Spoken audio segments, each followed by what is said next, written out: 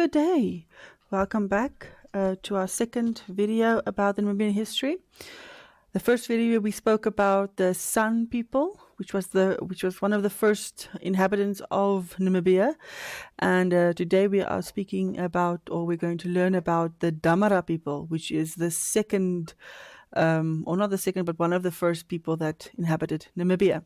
Okay, so the Damara again. Before we start.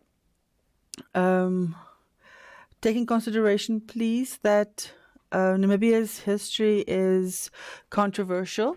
It's not necessarily, it's more subjective than objective, which means it's very difficult to find accurate information about our history specifically.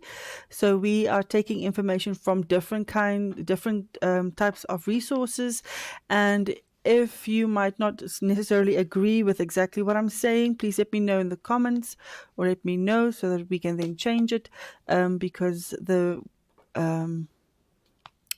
more information we have, the less discriminatory we can be, as well as the more we can understand each other's traditions.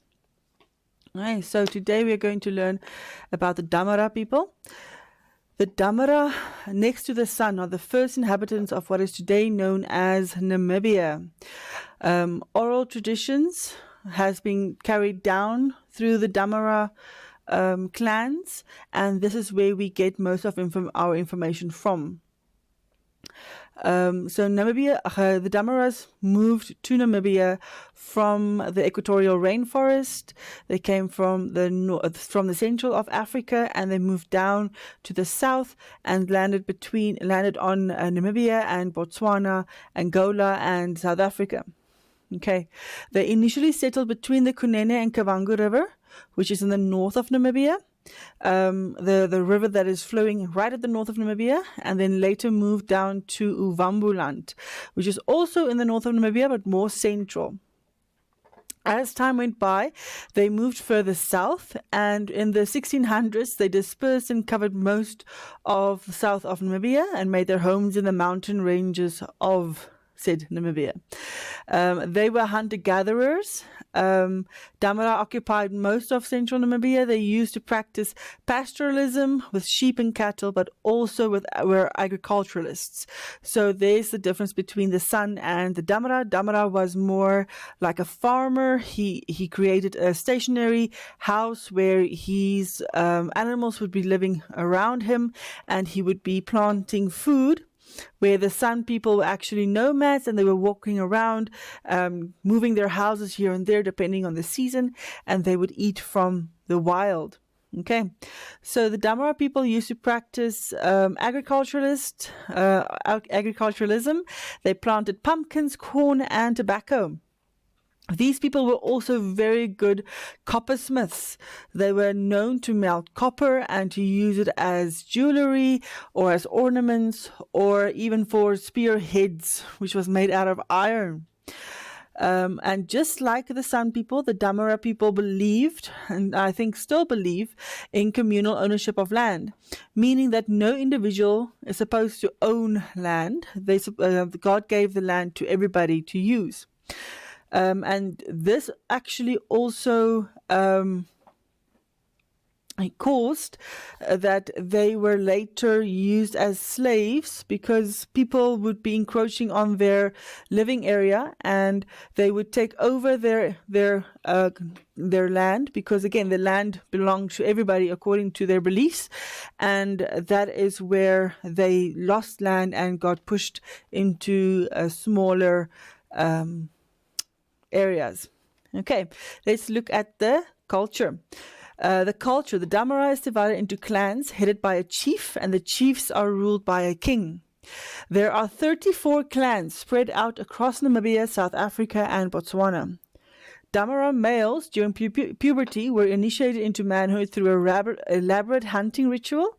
This ritual is repeated twice for teenagers and grown men, after the initiates were considered clan and elders. So the first time it would be when the boy became a teenager, and then he would go through this hunting ritual to become known as a man.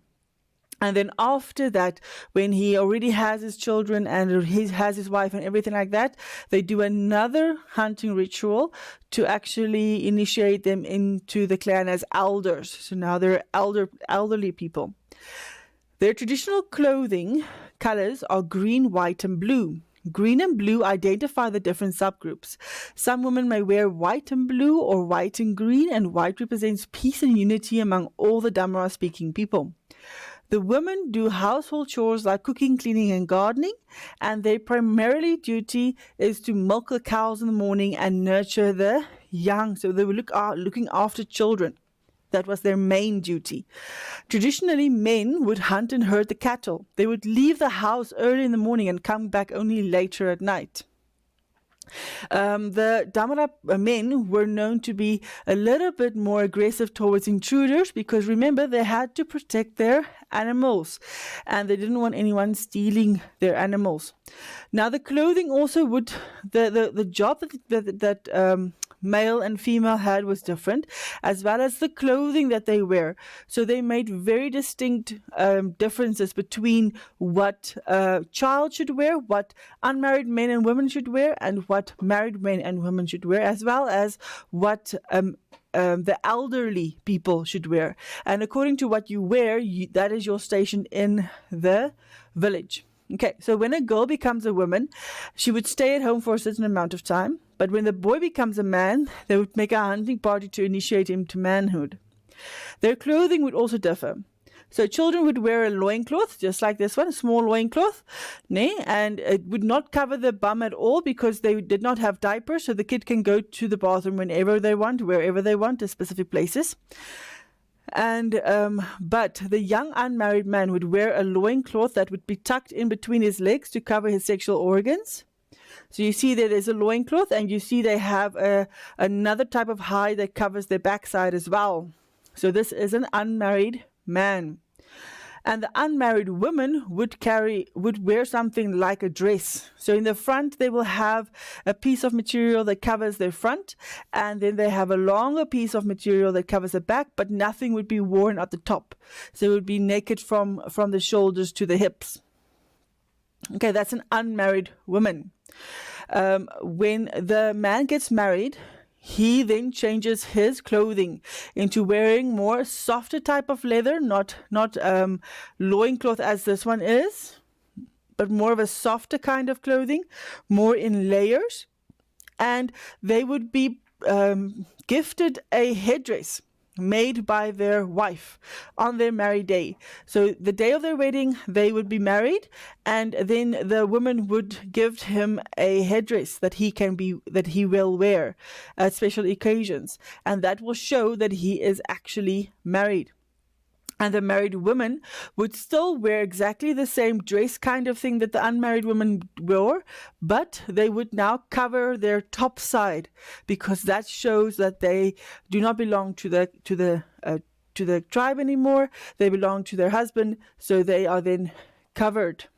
Okay, what both of them also like, what both married men and women also like a lot, is a different kind of jewelry. As we all know, they are coppersmiths, so they use the coppersmithing to actually make some jewelry for them. So the women loved wearing earrings from a young age. They would be pierced through their ears, and they would put a thread in that ear hole when they were younger. And as soon as they start becoming unmarried women or younger women, then they would be wearing earrings and necklaces and things like that. They would also make a face foundation out of red ochre, and they would grind this up, and they would put some animal fat in there, and then they will put it all over their body and mostly on their face. They also made a perfume from stewing buchu. Buchu is a plant that they use, and that they also put on their bodies to help with antiperspirant as well as to help with bodily smells. Remember, these people lived in places there's not a lot of water. So there's nothing like going to go shower or bathe every night. They had to go weeks without, or even months without bathing. So they had to find other ways to not smell as bad as people would, because we all know how sweat smells, right? So they made another plan with antiperspirant. Men loved wearing bracelets, anklets, and necklaces made from strands of beads, crisscrossed around their neck, as you can see in this picture over here. They would rub ash on their bodies to keep the sweat and to help with the sweat and smell. Now, during the 19th century, when colonization started, the Damara, they integrated the Christian way of living into their traditions, which means they actually changed their traditional attire to fit with the Christian way of thinking. So the women started making longer dresses. They have several different layers under that dress. They have the puffy sleeves, but they also need to work. So they made their dresses in such a way that they can actually lift up their arms and actually put things on their heads. That's why they have that headdress as well. So they covered a lot of things. Even today, you will see Damara people when they walk around in the traditional attire, which is really beautiful in Namibia. If you have time to come and see, or if you have time to look around, you'll see that there's a lot of beautiful, technicolored traditional wear in our country.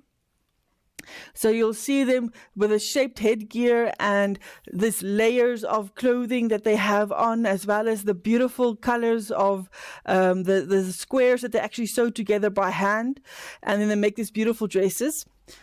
So they also have sleeves that help them to actually put things on their head, that they're not dysfunctional. They're not one of these fancy women that sit at home and do nothing. They actually work with these clothes. So it's very, very functional. And then the men change their clothing to also be more contemporary. They use buttons, and they change their attire so that one side would show their traditional clothing of loincloth or hide, and the other side would be more of a material or fabric based, and they always have this embroidery happening on their clothes. So it's really, really beautiful to see. As you can see over here, we have quite a few different pictures of that.